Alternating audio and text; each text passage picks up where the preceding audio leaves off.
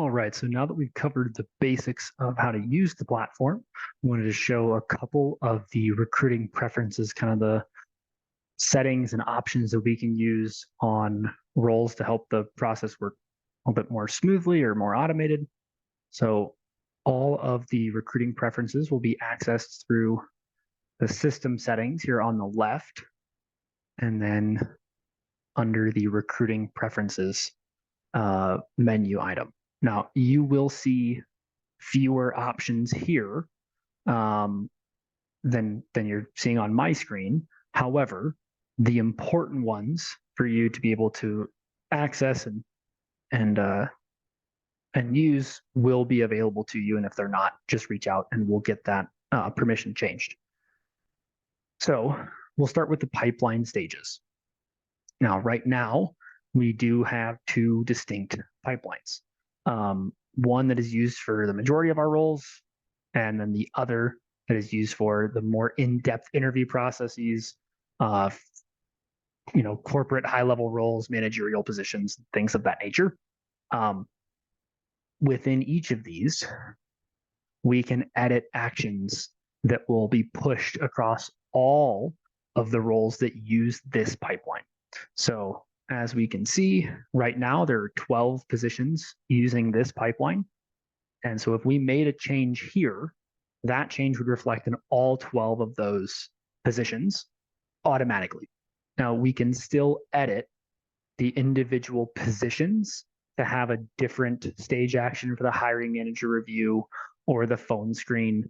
But right now, the way it's set up is that when we move a candidate into the phone screen invite section, they will receive a 45-minute link to my Calendly.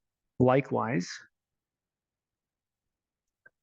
when we look here at the hiring manager interview, we'll send out the email for the Colorado-based positions. Again, these will update with location-specific or branch-specific links. We'll create those as we go live at each branch. Again, we can see that that's the corporate and managerial one, and then the default pipeline is a bit shorter, a bit less involved, but has the same kind of outline: culture index, review, interview, and then offer, hired, or one of the three disqualified categories. So by default, you will not have access to create or edit pipelines. However, if there is a new pipeline that you'd like to introduce, or you need some changes made, just reach out and we will get those changes made, or a new pipeline created for your specific needs. Again, within the position templates right now, we only have Colorado built out, but again, as we go live in each branch, we will be building out those specific job templates.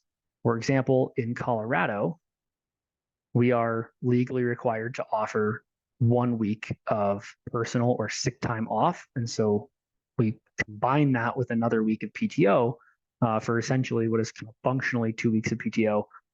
For our South Carolina office, for example, I know that that same sick time or personal time is not a requirement. So they have simply 2 weeks of PTO listed there.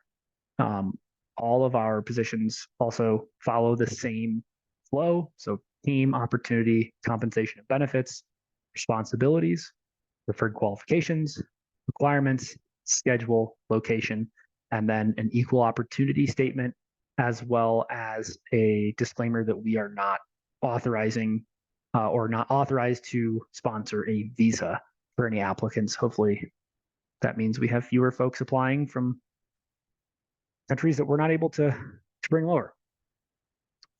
Now, another area that you will probably need to use somewhat frequently is the template section. Again, there are certain users that have access to this and others that don't. But if you need any text or email template along with the offer templates, all you need to do is reach out to corporate and we'll get those drafted for you and in front of you so you can send them to candidates. In a nutshell, we have essentially two versions of each of our main functions. So a Colorado Culture Index has both an email and a text. The same is true for the interview, and that will continue to be the case across all of our branches. Offer templates are fairly involved, and we'll be building out a standard set for each. So at a minimum, an hourly, an apprentice, a technician, and then any kind of specific one-off roles, simply write into corporate. We'll get something drafted for whatever needs you have. If there's a specific compensation or bonus package that isn't in the standard offer, we can build that out. And finally is questionnaires. So questionnaires are largely used in our circumstances for applications. So right now, we have an application questionnaire for our experienced electricians, our experienced plumbers, our HVAC install techs, and our HVAC service techs. And then there is kind of a universal apprentice questionnaire that will work across all states and all sites. Corporate applications is fairly limited. Another piece that you will be at least sending to candidates as we go through the hiring process is the pre-employment questionnaires. These are very basic. We send them out just so we get enough information to create their profiles in ADP, service type, etc.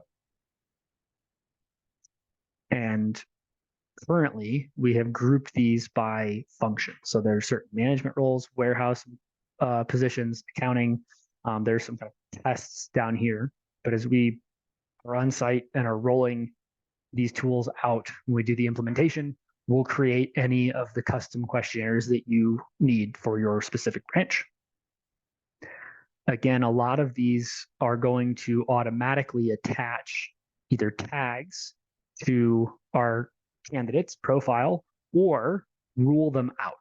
So if we briefly explore the apprentice questionnaire, we ask all of our candidates if they're willing to submit to a background check. And if they say yes, great, they continue on through the process. If they say no, they're not willing to undergo background check, you won't need to interact with them at all. They're disqualified automatically.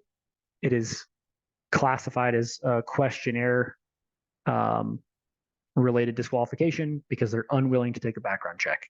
Again, that's a fairly uncommon issue, but it will come up, and those candidates will be moved automatically into the auto or questionnaire disqualified pipeline stage, and they'll receive an email 2 days later informing them that they were not moving forward with their candidacy.